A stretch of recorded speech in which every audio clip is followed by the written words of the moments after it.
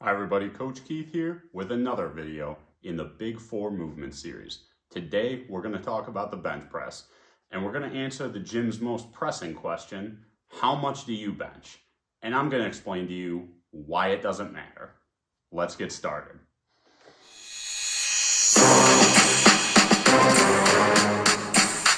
Alright guys, first we're going to get into developmental uses of the bench press versus just lifting weight. Now in the sport of powerlifting, the goal is to put as much weight on the bar as possible and lift one rep within the given rules. This has led to guys using extremely wide grips, big arches, and technique to try and move the bar less distance, because the less distance we move the bar, the more weight we're going to be able to put on it. However, in order to actually build muscle, we want to take the muscle through its complete range of motion under load. So we want to use the bench press as a developmental exercise versus just trying to lift as much weight as possible. Lifting one rep is no guarantee that you're going to build a big upper body. Lifting 3 to 5 sets of 8 to 12 reps on bench is virtually guaranteed to give you a bigger upper body.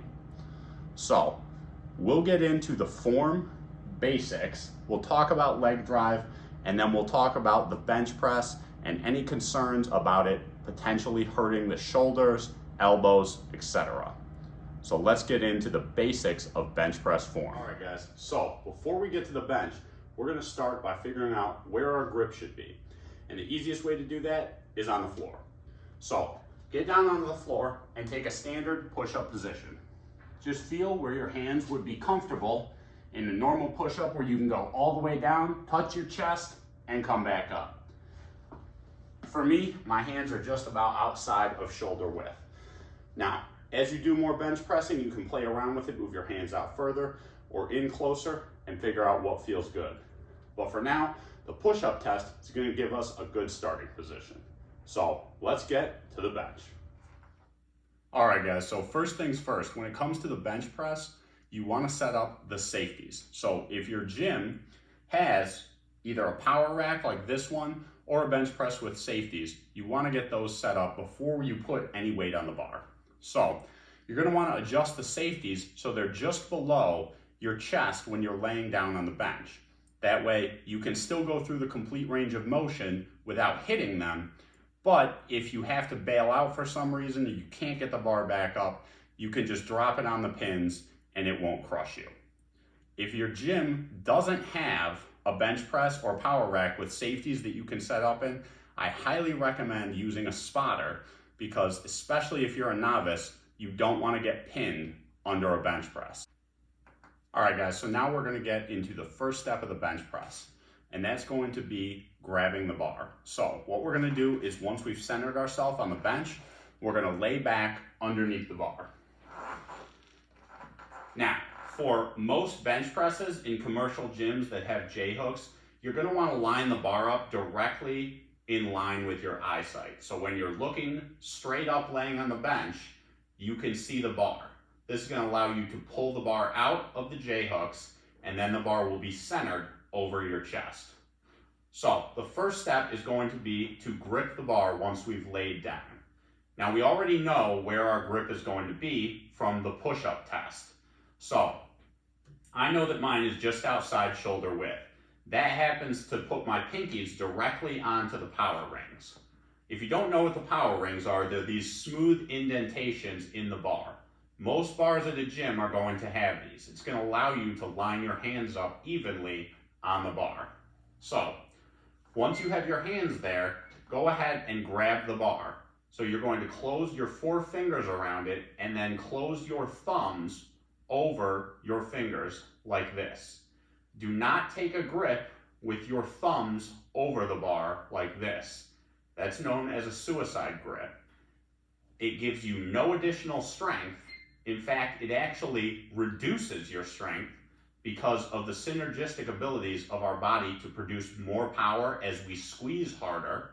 So by wrapping our thumbs, we can actually squeeze the bar harder and output more power. So you're not only losing power, but you're creating a very dangerous situation, because I have seen guys drop bars on themselves utilizing that grip. So always wrap your thumbs around the bar. Now, you want to squeeze the bar as hard as possible. The easiest way to think about it is to think about squeezing the bar while simultaneously trying to pull it apart. So imagine trying to squeeze the bar and rip it apart. Now your hands aren't going to be able to move because you're squeezing so hard. So I squeeze the bar and then I rip it apart, okay? Now that I've done this, I can set my feet. All right, guys, now that we know how to set our hands on the bar, next thing we need to look at is setting our legs. Now, what we want to do is we want to create stability and we want to prevent our butt from coming up off the bench. A lot of times what you'll see is that as weights get heavier, you'll see guys and their butt will come up off the bench. Reason this is happening is because as their body is starting to be unable to lift that weight, the body starts looking for leverage, and it does that by rounding the back. Allowing the butt to come up will cause the lower back to round even more. This creates the real possibility of a lower back injury on bench press, which we definitely don't want.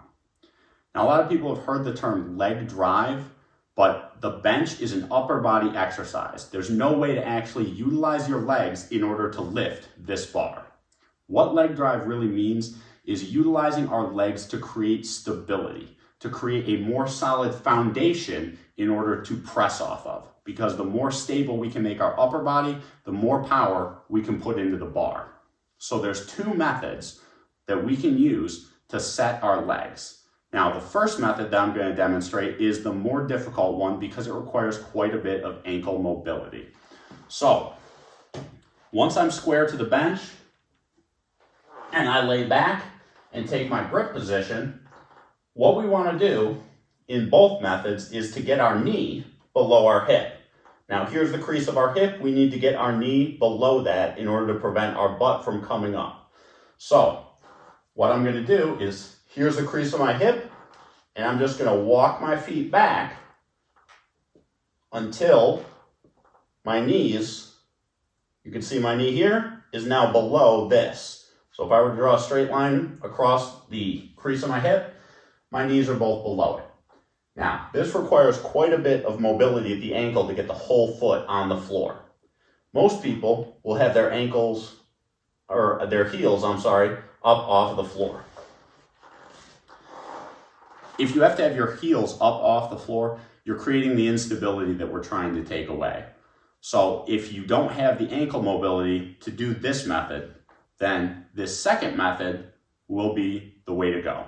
So for the second method, we're going to lay back. We would take our grip, and we still want to get our knees below our hips, but if we can't go backward because of ankle mobility, we need to go forward. So instead, we'll take our feet out. So all I need to do is just walk my feet forward until my knees are below the crease of my hip. So as I'm set up and my feet are now forward enough that my butt can never come up off of this bench, because you can see my knee is below the crease of my hip. So you just start with your feet, at about 90 degrees, and you just start walking your feet out until your knees are below the crease of your hip. Whichever method you choose, once you get your feet into position, you want to do the same thing that we would do in a squat. You want to push your feet into the ground and simultaneously twist out. What we want is our legs to be creating stability through our whole body. Kind of like outriggers on a crane, the things that come out and allow a crane to be stable, that's what our legs are doing. So when we're laying down on the bench,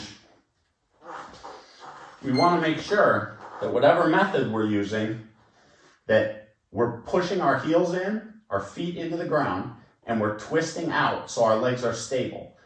At any point during the bench press, I should not be able to come up to someone and push their leg in. Their legs should actively be forced out. So if I come up and push, my leg doesn't go anywhere. If I just relax, now you can see I can very easily push this leg in. that's creating no stability. So we want to actively push our feet into the ground, twist them out, and utilize our legs like the outriggers on a crane to create stability for our upper body. Next, we'll get into how to set our upper body for the press. Here's a quick demonstration of both methods. So, first method, I lay back on the bench, take my grip, and I bring my feet down. My knees are now below my hips, and my feet are... In the second method, I'll lay back, take my grip. Now I'm going to walk my feet forward and out, kind of like a V, until my knees are again below the crease of my hip. Now I'm set. All right, guys, so now we're going to set the upper body. So what I like to think about when setting my upper body is to take my shoulders and tuck them into my back pockets. So I want to think about taking my shoulders and pulling them down and back. As you can see, this creates a slight arch in my chest. Now, we're not trying to arch our lower back like this, okay? All we're trying to do is pull our shoulders down and back, and that slightly raises our sternum. Your sternum is right here. So when we pull our shoulders down and back, it's going to slightly raise our sternum. This is going to allow us to engage the chest more and the shoulders less. So I take my grip, I set my feet, and what I'll do is I will utilize the bar to pull myself up just slightly. I'll over-exaggerate here, but I'll pull myself up just slightly, pull my shoulders down and back, and then let myself lay back on the bench. Now I am completely solid on this bench. Now we can start unracking the bar. Now to unrack the bar, we want to pull the bar out of the J-hooks. So don't push the bar up and then bring it out to yourself. You actually want to use the J-hooks and pull against it. So you want to pull as if you're trying to do a pullover. You want to pull using your back. So once I have my hands, my feet and my upper body are set, I'm going to pull this bar out, and I'm going to pull until the J-hooks are clear. Then the bar is over my chest. I'm then going to slowly lower the bar down. I'm going to touch my chest, and then I'm going to press back up to lockout. Guys, that's it for the bench press form. Now you have the perfect technique to get the most out of your bench press. The last thing I want to cover real quick is just potential injuries on the bench press. Now, we've already talked about how to keep your butt down by planting your legs in a stable platform. The last thing I want to talk about is what people always bring up is shoulder issues. Now, the wider that you grip on the bar, the wider out that you go, the more external rotation mobility your shoulder is going to need. That's why we started by utilizing the same grip that we can do with a push-up. Generally speaking, the closer in your hands are, the less external rotation shoulder mobility you need, and therefore the less it's going to aggravate your shoulders. Guys want to go really wide because they can lift more and it feels more stable because they're getting that assistance from their shoulder being externally rotated. Well, we're trying to use the bench press to develop our triceps and our chest. We're not trying to use the bench press to develop our shoulders. If we want to develop our shoulders, do shoulder exercises. Don't try and bring your arms out here or bringing your arms to 90 degrees. I'll see guys doing this. They have their elbows way out here. This is going to cause a shoulder impingement. So when you bench press, if I turn from the side, I don't want to do this where my elbow is in line with my shoulder. I want to have my elbow in line with my tricep. So as I come down, my elbow is in line with this. It is not way up here. So it's down here, it's not up here. This is going to allow us to easily get the range of motion and come back up. It's also going to place the tension on the muscles that we're trying to build. Guys, that's it for the bench press. Guys, if you haven't already, go ahead and hit that subscribe button so you never miss a video. Leave your questions in the comments section below, and if you found this video helpful, make sure to give it a like and a share. Check out AmericanIronTraining.com for workout programs and apparel. I appreciate everybody's support. Thanks for watching.